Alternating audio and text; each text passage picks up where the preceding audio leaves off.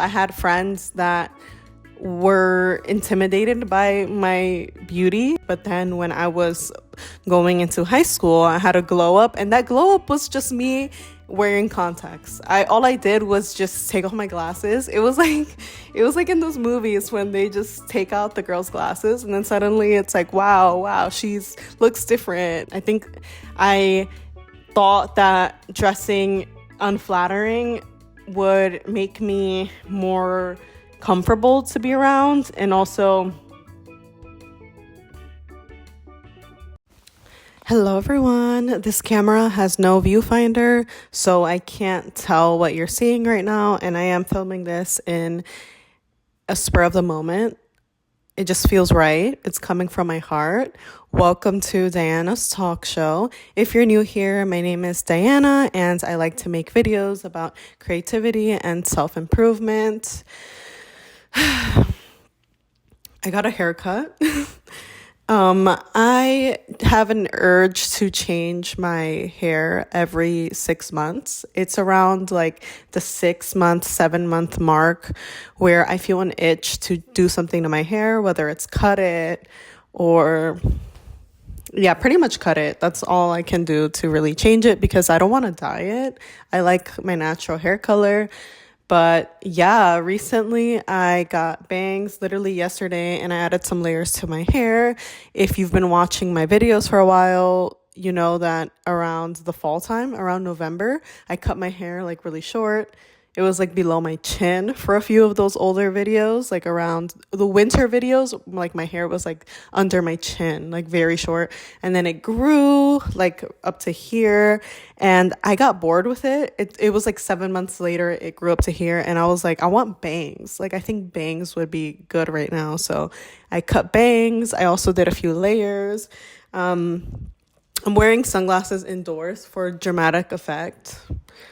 I don't know. I feel like more mysterious when I wear sunglasses. I might even wear sunglasses out the house tonight. When I'm filming this, it's 4th of July. So I'm like, I should go see some fireworks. But the truth is that I have no one to go with. I'm really alone. Like, I'm really lonely.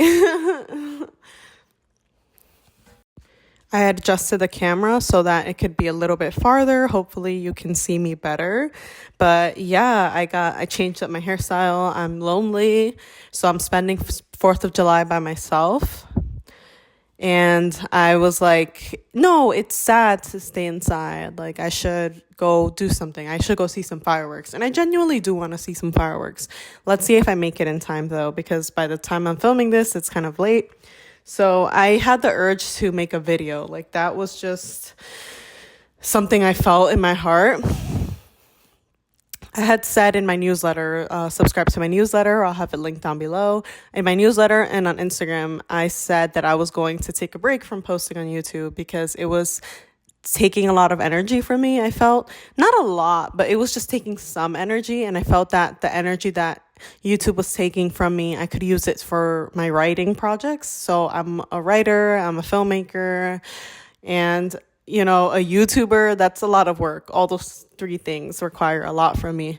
But I think that with YouTube, I'm just going to start posting less frequently, kind of sporadically, when my heart calls for it. And then that could give me more energy to dedicate to my writing projects, because I like to write a lot. I post my writing a ton on social media, right? So that's kind of where I'm at. So I guess I wanted to start this video with an update. And I wanted to share with you where I'm at this summer, because last summer I was super active on YouTube. I was posting every week, and I was making a ton of like experimental creative videos where I would make vlogs and combine my writing pieces with videos. And that was really fun. And that's something that I do want to keep doing, but maybe less frequently, like I said, so I can dedicate more time to writing and planning out film projects and things like that. I also work a ton of day jobs to support myself, so that's been keeping me very busy this summer. So I feel like this summer has been flying by because of how busy I've been, and I am trying to just stay afloat pretty much. In today's video, I wanted to just talk about things that I wanted to talk about in videos. One topic in particular that has been on my mind lately is how to stop dimming your light. Dimming your light is an interesting topic because it goes very deep, you know. For me, I'm thinking about how lately I'm kind of reclaiming myself and reclaiming my beauty and my light. I think that for a few years there, the past recent years, I was afraid of my beauty in a way, like afraid of literally my beauty. And this is I'm like so hot right now. And what I mean by my beauty is that I have this distinct story. I feel like it could illustrate the lesson of this video very well. So when I was entering high school, I had my glow up. You know, when you're in those awkward preteen stages, I had an awkward preteen phase where I had glasses, I had like a bad haircut, I was awkward, you know, that's the preteen stage. But then when I was going into high school, I had a glow up, and that glow up was just me wearing contacts. All I did was just take off my glasses. It was like in those movies when they just take out the girl's glasses and then suddenly it's like, wow, she's looks different. She got a glow up, she got a makeover. That's what happened to me. Like I just started wearing eye contacts when I was entering high school, when I was like leaving middle school. And I grew my hair long, so my hair was long. I also started wearing makeup though. I started wearing mascara and like blush. And you know, I started wearing more makeup. I honestly think I used to wear like a full face of makeup, like concealer, all of that. And I started being more girly, like I would wear dresses and all of that.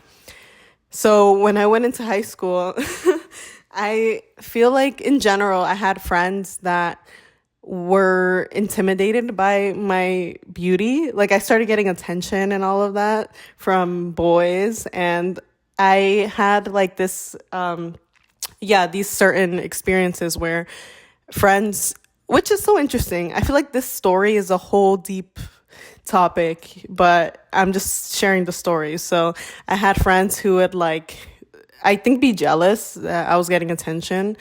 And I was just, and they would say to me, oh, you're like an it girl. And I'm like, I'm very, you know, when you get compliments, sometimes if you're like this, you can sometimes shy away from it. Sometimes you can, if you're getting flattered so much, it can be nerve wracking. And it's, even to this day, today I'm more confident in myself. So I just accept the compliment. I accept compliments I receive and I say thank you, and I receive compliments and love that I get today. But back then, when I was kind of getting showered in compliments like this, where people were saying that I was an it girl, that I would say, no, I'm not. And that would help me get accepted more. You know, if I were self-deprecating, that would make me more comfortable to be around, and I would be accepted more, and I would not be seen as such a threat to other girls.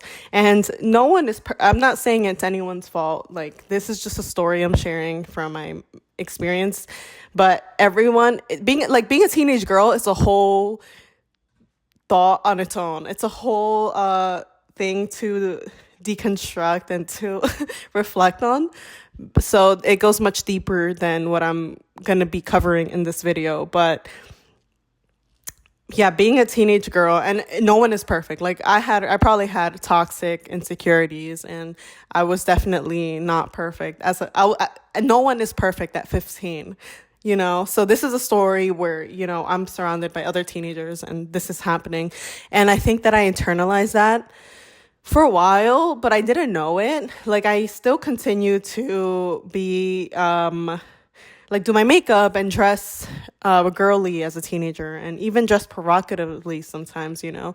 That's a whole other thing, you know, where teenagers feel the need. As a teenager, I felt the need to, prove my worth through how hot I was, and even though I was very young. And so, but that didn't mean that I was confident. Like, I really didn't have confidence. And then later on, as I'm getting older, you know, I feel the need to cover myself. Like, then after high school, I think I internalized this thing that, oh, I need to be less attractive in order to be accepted more. And that's very complicated. What I'm saying is much more complicated. So, but I began to dress in unflattering clothes, or I stopped caring about my appearance. And for a few years, in the past recent years, I think I thought that dressing unflattering would make me more comfortable to be around, and also it would make me attract people who liked me for my mind, if that makes sense. Like with even posting on social media, for a while, I didn't want to be seen attractive because I thought that I wanted people to like me for my mind and my words. Like I wanted people to not see like me looking pretty or getting ready, And that's a whole thing.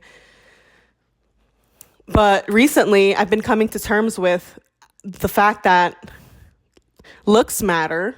They do matter, because when I look for like it is like the first thing that people register about you, whether it could be something very small, like, oh, this person smells nice, or this person, I like I like their shoes, I like their style, and it's something that registers in other people's mind. Looks matter, and how I look matters to myself.